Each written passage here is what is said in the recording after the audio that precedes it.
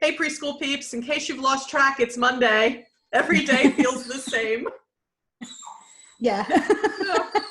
So, here we are. We're going to just keep you on track with what day of the week it is. It's Monday.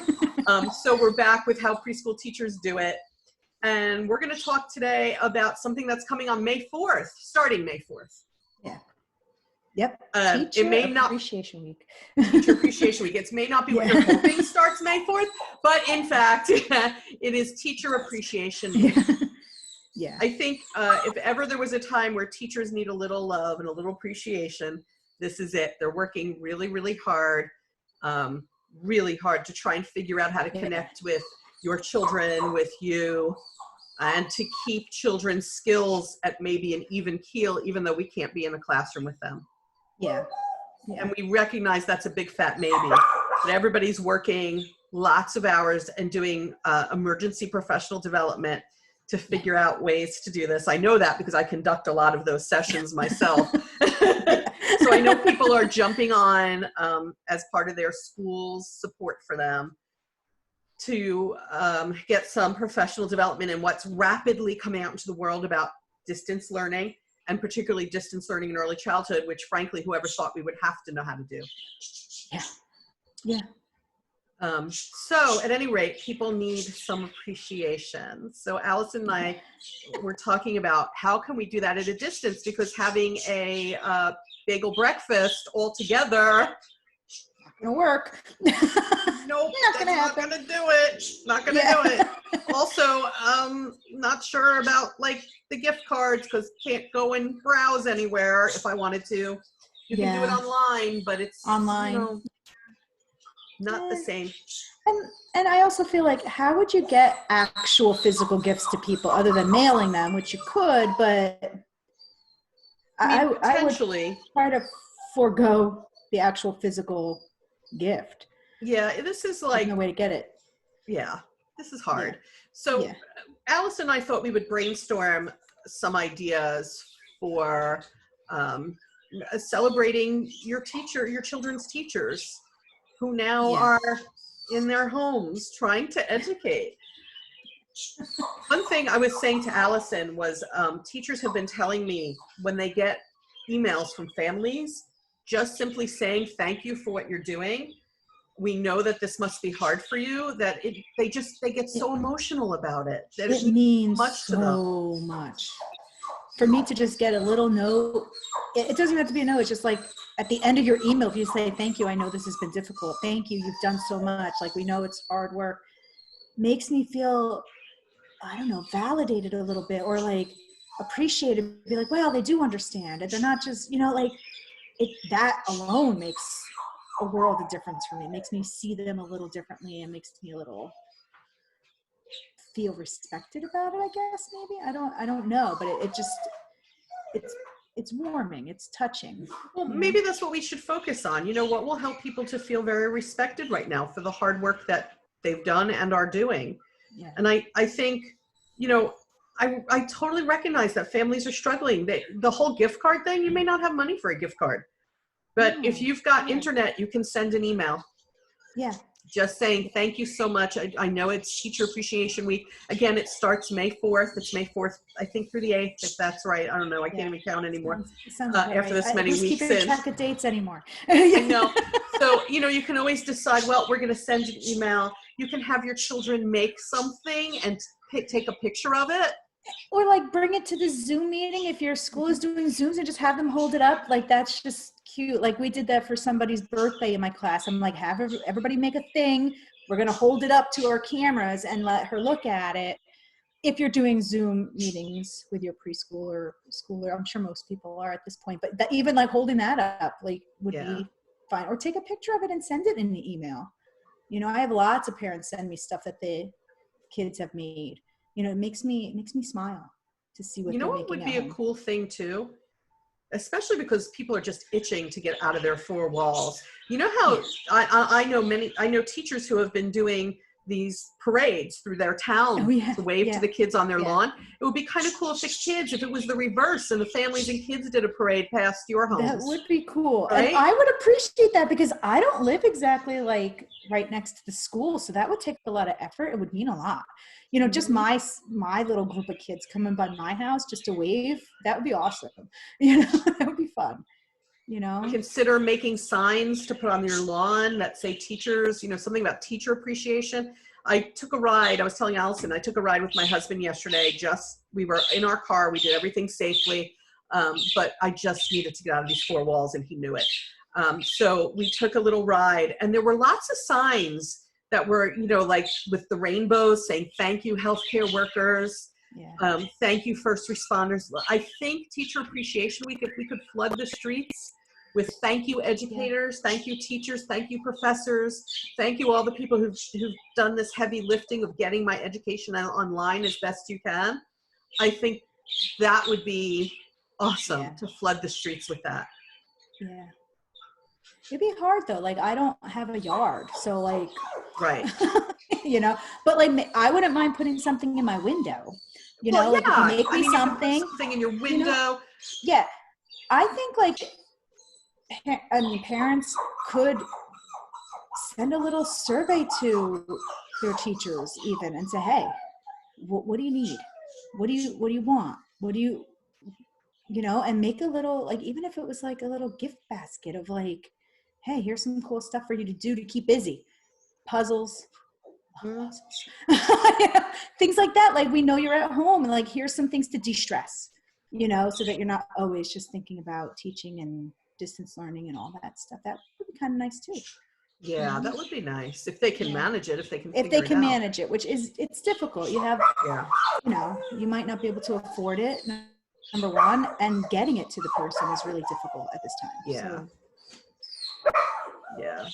I just think appreciation, gratitude really doesn't have to cost money. Gratitude can be totally free. They also have, you know, like sometimes I'll get online cards for my birthday. Like they have those online sites where you can send a card. I got some of those for my birthday, and it just made me smile and laugh because most people send funny ones, and it did. It was like cute. It was like, oh yay, because I can't see you.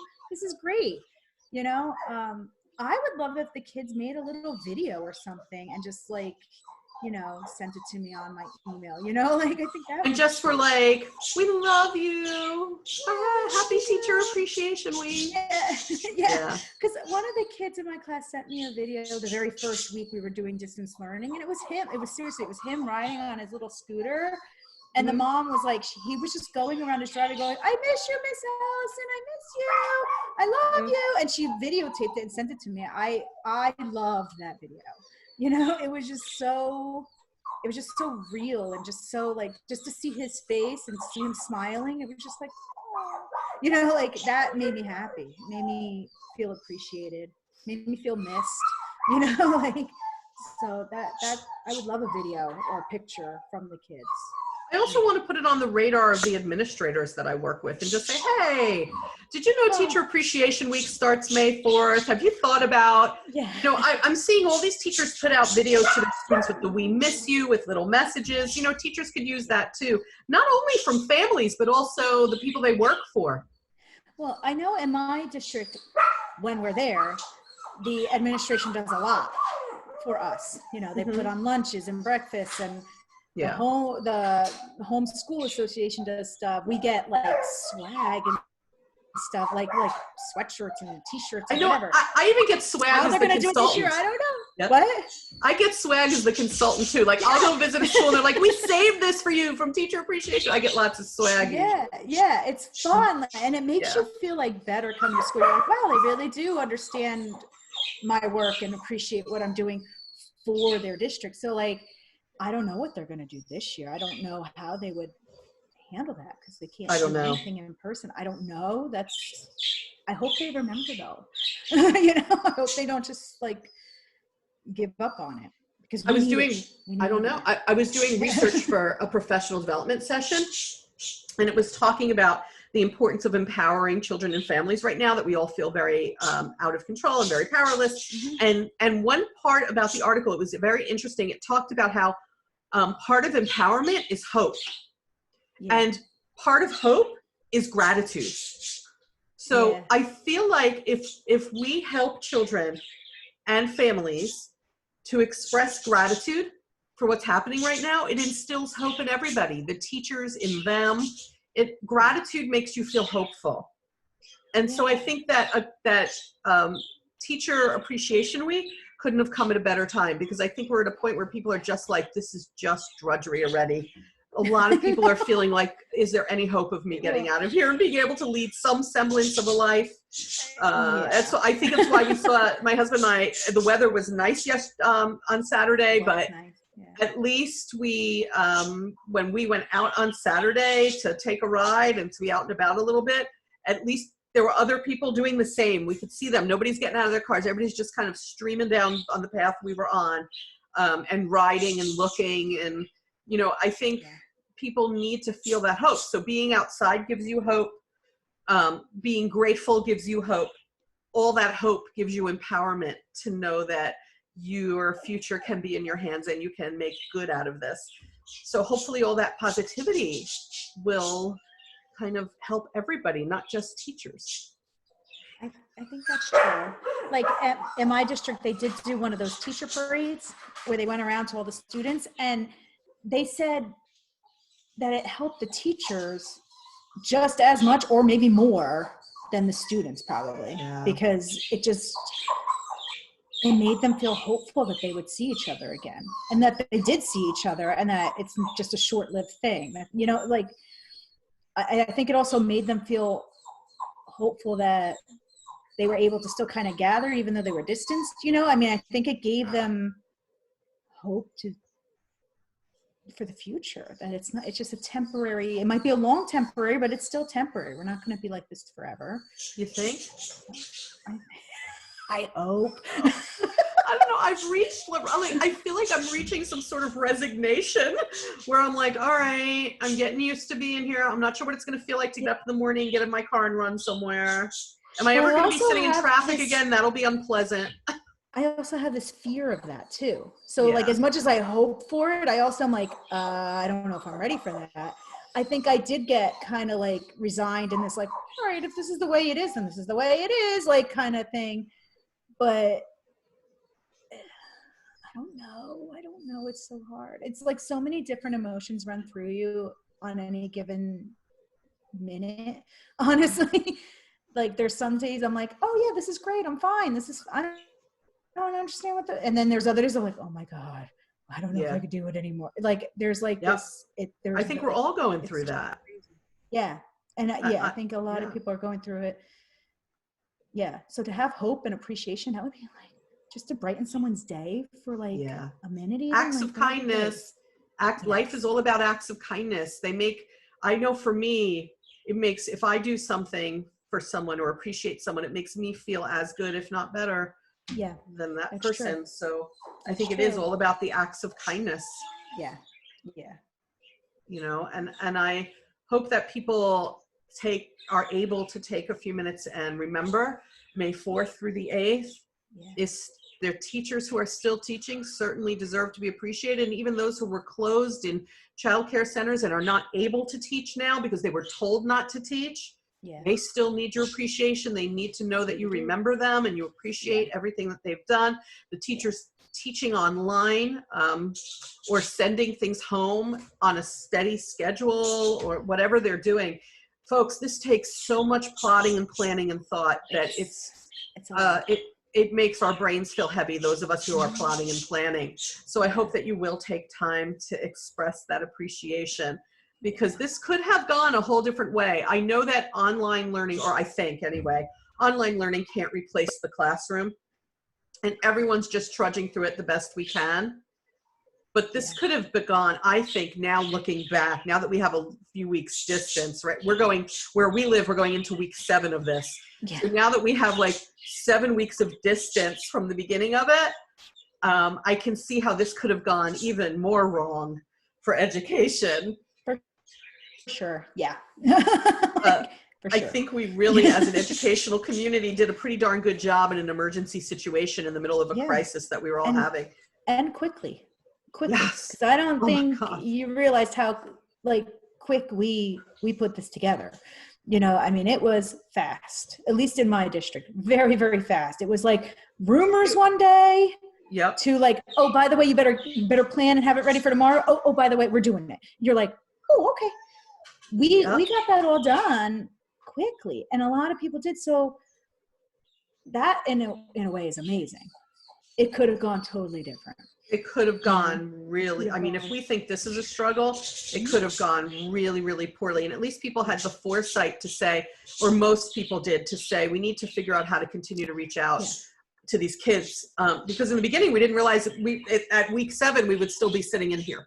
So I remember in the beginning, Alison saying, oh, there's no way. Oh my gosh, they can't keep kids out of school for that long. Well, guess what? Now it looks like even longer. And ever guessed. like we planned for 2 weeks and here we are at week 7. And now I'm like, you know, for the person who was like, they can't do that for 7 weeks. I'm like, just do it for the rest of the year at this point. Cause I don't want to get sick, you know? So like, just do it, admit it, folks, we're in it. And so, it's could have gone crazier, but like, and you and I, you know, we aim this podcast, of course, at the preschool ages mostly and early childhood as a whole, which goes to 3rd grade.